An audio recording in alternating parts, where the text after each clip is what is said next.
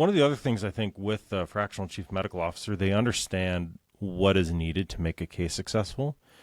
You mentioned a little bit about paralegals and case managers really making medical referrals and medical decisions. As a physician, though, what would be your feeling with two different scenarios? For scenario one, a paralegal is calling you saying, hey, we need to get an MRI ordered. We need to get pain management going. We need to get them over to this other doctor. How would that make you feel as a provider versus a doctor who does an exam on the patient saying, hey, doctor, this is the direction. I did an exam on them, an independent exam. They can still treat with you, but we need to do this and this and this and this. Your thoughts there. Is there one that would make you feel better as a physician, or like more empowered as a physician, more protected as a physician, if between those two different scenarios? With that doctor is great, because then it's going to, I don't think I'd feel stepped on at all in any way.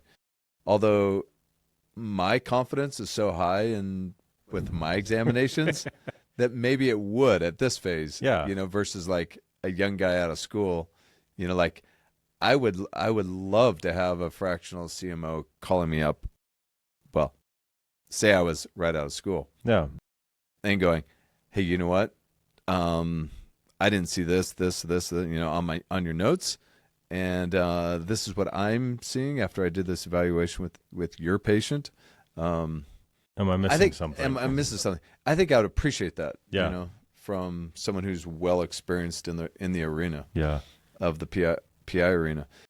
I think from when I've had calls though from the legal side, like saying, "Hey, we want to get them in for an MRI. We want to do this." I always got a little perturbed on that one. Because I'm kind of doctor to doctor, peer to peer. That's much more accepted, right? And a lot of physical therapists, chiropractors, and they have someone practitioners. They're an associate to someone else, and they have someone they can talk about these things with. Then that you would actually, well, why don't you take down that road first, and then try that out. And if that's not going to work, then I would go down this secondary direction. Because this is what I'm seeing. So most of the time it's very respectful. And it's good to talk to them because, it does take some weight off the shoulders. If it was a fractional CMO type physician that's, you're doing in a day, it's good to have that one eye that's like, hey, I think you might have missed something here. Well, let me ask this. With the fractional chief medical officers, I'm thinking of like the dynamic of treating physicians. Like you said, treating 60 to 80 patients a day. Are you really wanting to quarterback cases? Like, all right, we need to send all these referrals out. We need to make sure they get here. We need to track these findings and make sure they're actually progressing on their treatment plan. Is that something you even want to focus on? I think you'd have to add that into your somehow you'd have to add that into your schedule. Well, because you have like SOAP notes where you're writing the notes. But I would say yes, I would want to.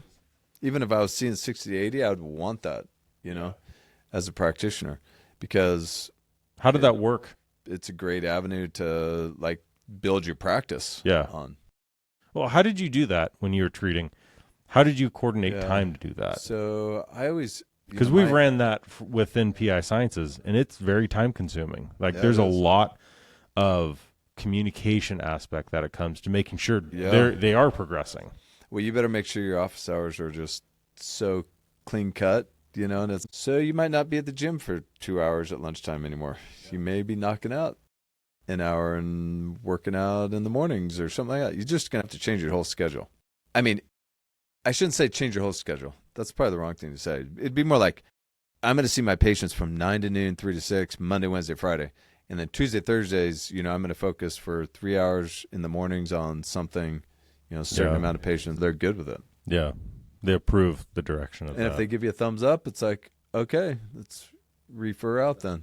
Boom. That's a good point, because making sure you get back with a paralegal or just whoever is representing the case on the legal side, because you can have one aspect, but you may not be looking at the budget and finances for the case. And we've seen so many cases that were solid, good cases, but were medically mismanaged, that bloated medical costs and prevented the firm from being able to settle to get reasonable return on it. So the case was dropped. Like, we've seen that, I don't know how many times, and it's frustrating to see that from our side because we meet with the patients and it's like they're rocked. Like they're really, really suffering.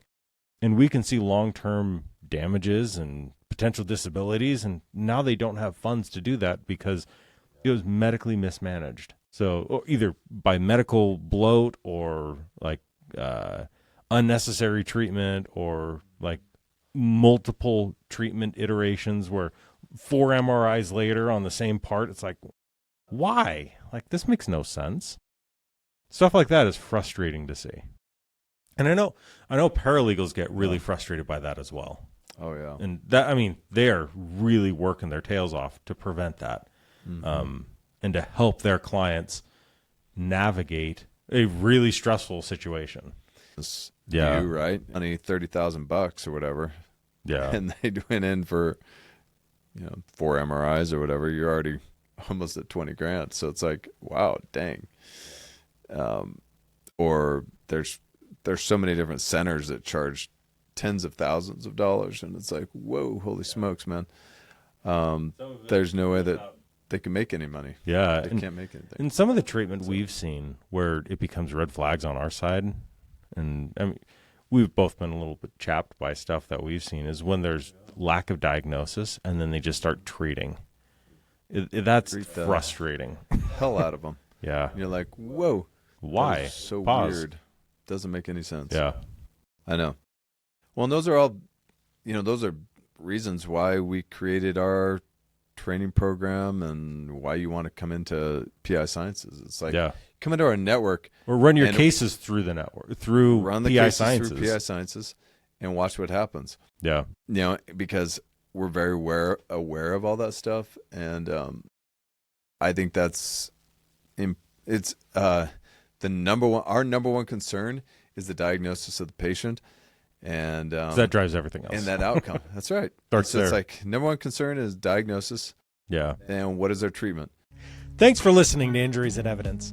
If this episode added value, subscribe to PI Sciences and grab our free gift, a 60-minute training called A to Z in Personal Injury. It includes all the tools we use every day to strengthen documentation and improve case outcomes. The link is in the show notes. Use it. Don't leave value on the table. We'll see you on the next one.